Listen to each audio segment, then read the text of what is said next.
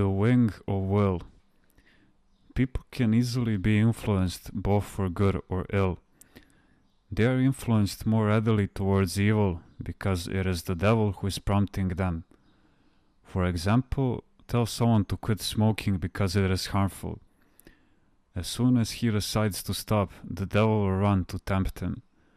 This type of cigarette has less nicotine. That type has a filter that purifies the smoke. Smoke these, they won't harm you. The devil will find an excuse for him not to quit smoking. He will find a solution. For the devil is capable of finding many excuses, and the cigarette he suggests may be even more harmful. This is why we must be able to exercise our will. For if someone does not cut out his bad habits when he is young, then it will be very difficult later in life when the will is weakened. If a person has no willpower, he can do nothing. Saint John Chrysostom says, "All depends upon being willing or unwilling." This is an important matter. God is by nature benevolent and always desires our good, but it is essential that we too be willing. For man flies spiritually with two wings, God's will and his own. One wing, God's own will, he has attached permanently to one of our shoulders. But in order to fly spiritually, we also have to attach our own wing, the human will, to the other shoulder. When someone has a strong will, when he has the human wing, the one which balances the divine wing, then he can fly. But if his will is weak and has not matured, when he tries to fly a little he merely tumbles. He tries again to take off, but he still tumbles. Geronda. Can the will be cultivated and strengthened?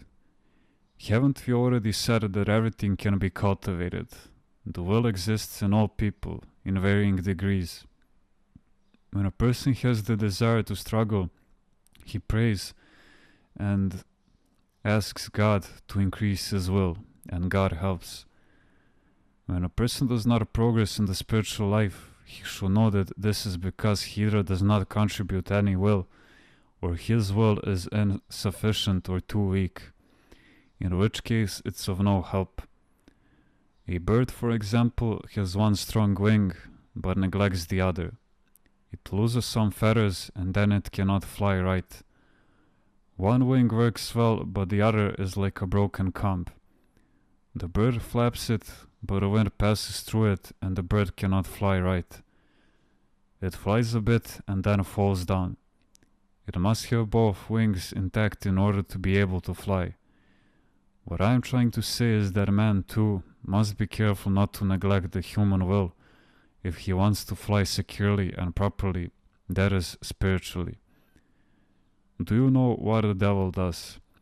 He slowly creeps up and little by little plucks some small feather from the human wing, and then the other, a larger one, and if man is not careful, the devil can even pluck a large feather and make him unable to fly. And if several feathers are plucked, then when he tries to fly, air passes through the plucked wing, and so he rolls over instead of flying.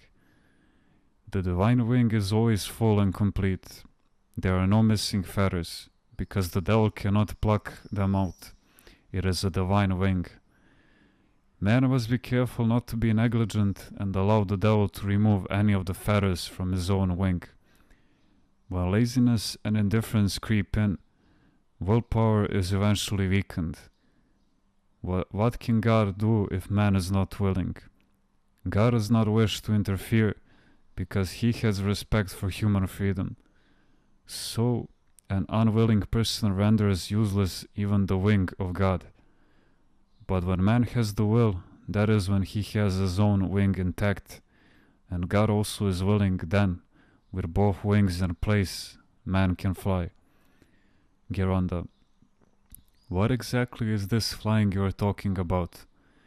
Does it mean that I should want to make spiritual progress to desire my salvation? Yes, my child. When I talk about flying, I mean our spiritual ascent toward heaven, not about flying onto some cypress tree. Geranda, you had said once that a person can plow, sow, and do all the necessary work, but may not even harvest enough to cover the cost of the seed. Yes, that's right.